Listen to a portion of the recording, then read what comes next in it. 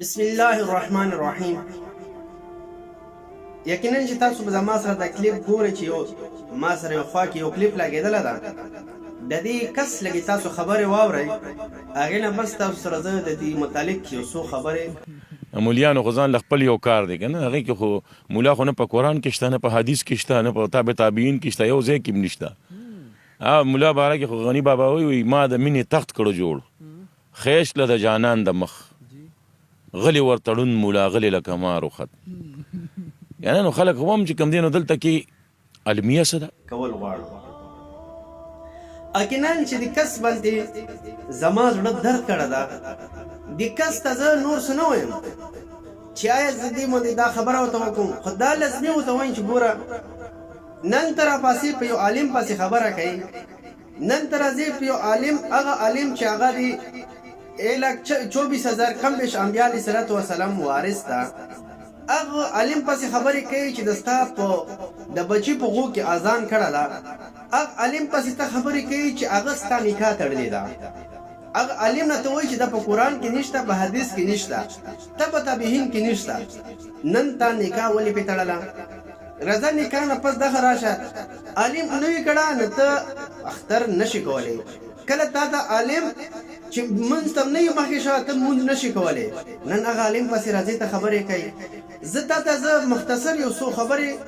د نصیحت په طور او د انسانیت په طور صرف د زړه کې دا درد لرم چې دا دنیا ژوند چې کوم دا که نه ستا عمر به تقریبا 50-45 سال کم زیات وي. ښځه وایم چې ستا عمر ختم شوی ده، هغه عمر دې پر لږ سوچ وکړه،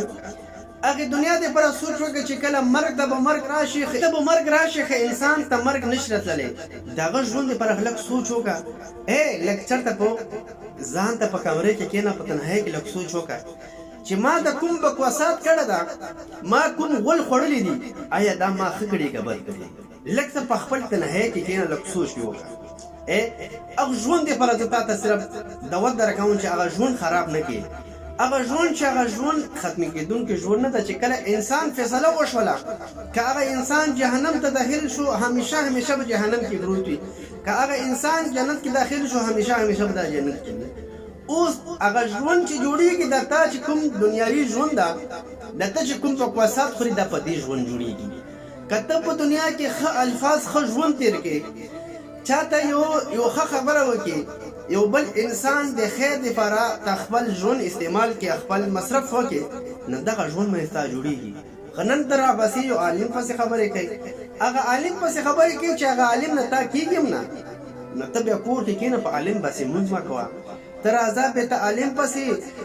کښېنه چې د عالم هرې په خبرې کې عالم مه روله. نن یو بله خبره هم ته کوم، دا ته خپل کور کې یوه مشاهده وکړه، ښه ته چې نن په کور کې ستا عزت څه ده؟ دا د عالم جوړ کړی ده.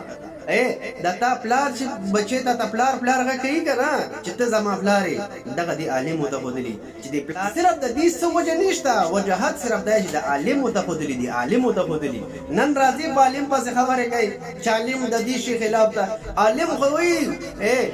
حدیثونو کې راځي چې څوک ګانه بجانه اوري د دې آخرت کې به د دې غوږونو کې سکه واچولی شي، سکه واچولی شي، د واسپنې سکه د هغه به په غوږونو کې واچولی شي. نن ته راځئ عالم پسې خبرې کوي، عالم خو ستا د آخرت سوچ کوي، عالم خو ستا د